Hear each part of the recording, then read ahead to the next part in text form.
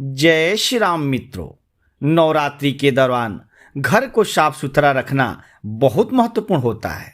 मान्यता है कि साफ सफाई करने से घर में सकारात्मक ऊर्जा का संचार होता है और माँ दुर्गा की कृपा प्राप्त होती है और लोगों की सभी मनोकामनाएं पूरी होती है। हिंदू धर्म में चैत्र नवरात्रि और शारदीय नवरात्रि का विशेष महत्व है। इस दौरान देवी भगवती के 9 अलग अलग स्वरूपों की विधिवत पूजा की जाती है। नवरात्रि के 9 दिनों का व्रत रखा जाता है। इसके साथ ही नवरात्रि की शुरुआत अखंड ज्योति और कलश स्थापित करके किया जाता है। चैत्र नवरात्रि का शुभारंभ इस साल 30 मार्च से होगा और 7 अप्रैल को नवरात्रि का आखिरी व्रत होगा। इसी दिन रामनवमी मनाई जाएगी। चैत्र नवरात्रि इस साल 30 मार्च 2025 से शुरू होकर 7 अप्रैल 2025 तक चलेगी। हिंदू पंचांग के अनुसार चैत्र महीने की शुक्ल पक्ष की प्रतिपदा तिथि 29 मार्च को शाम 4:27 से शुरू होगी और यह तिथि 30 मार्च को दोपहर 12:49 पर समाप्त होगी। इसलिए नवरात्रि का शुभारंभ 30 मार्च से होगा। नवरात्रि एक पवित्र पर्व है और इस दौरान घर को साफ सुथरा रखना और नकारात्मक ऊर्जा को दूर करना बहुत महत्वपूर्ण माना जाता है। मान्यता है कि इन चीजों को घर से निकाल फेंकने से माँ दुर्गा की कृपा प्राप्त होती है।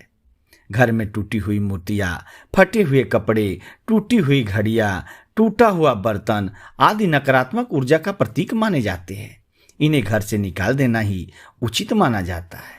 आइए जानते हैं कि नवरात्रि में किन चीजों को घर से निकाल फेंकने से माँ दुर्गा की कृपा प्राप्त होती है।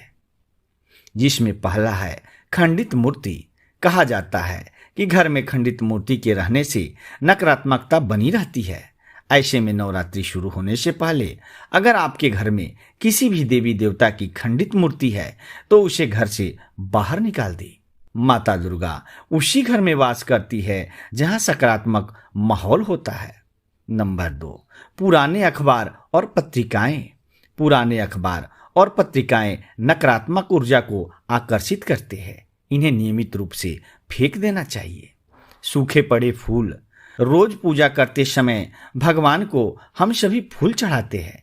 यह फूल कुछ दिनों में सूख कर बेकार हो जाता है।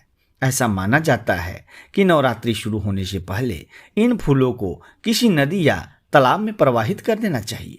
शास्त्रों का कहना है कि सूखे फूलों का घर में रहना शुभ नहीं होता। नंबर 4, कबाड़। घर में पड़ा हुआ कबाड़ नकारात्मक ऊर्जा को बढ़ाता है। इसे नियमित रूप से साफ करना चाहिए। हो सके तो नवरात्रि से पहले घर पर बेकार पड़ा हुआ कबाड़ हटा देना चाहिए। नंबर 5, पुराने जूते चप्पल। नवरात्रि शुरू होने से पहले घर से फटे पुराने जूते चप्पलों को भी घर से निकाल फेंके।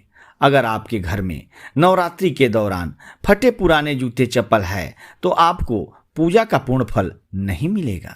नंबर 6, टूटी हुई झाड़ू।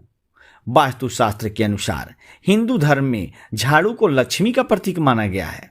अगर घर में टूटी झाड़ू पड़ी हो तो नवरात्रि शुरू होने से पहले घर से बाहर निकाल दें। कहा जाता है कि टूटी झाड़ू घर में रहने से वास्तु दोष लगता है और नकारात्मक ऊर्जा आती है। इसलिए नवरात्रि शुरू होने से पहले घर से टूटी झाड़ू निकाल फेंके। नंबर 7, अनावश्यक सामान। जो चीजें आप लंबे समय से इस्तेमाल नहीं कर रहे हैं उन्हें दान कर दे या घर से बाहर फेंक दें। नंबर 8, तुलसी का सूखा पौधा। हिंदू धर्म में तुलसी को भी मां लक्ष्मी का प्रतीक बताया गया है। कहते हैं घर में तुलसी का सूखा पौधा रखना अशुभ होता है।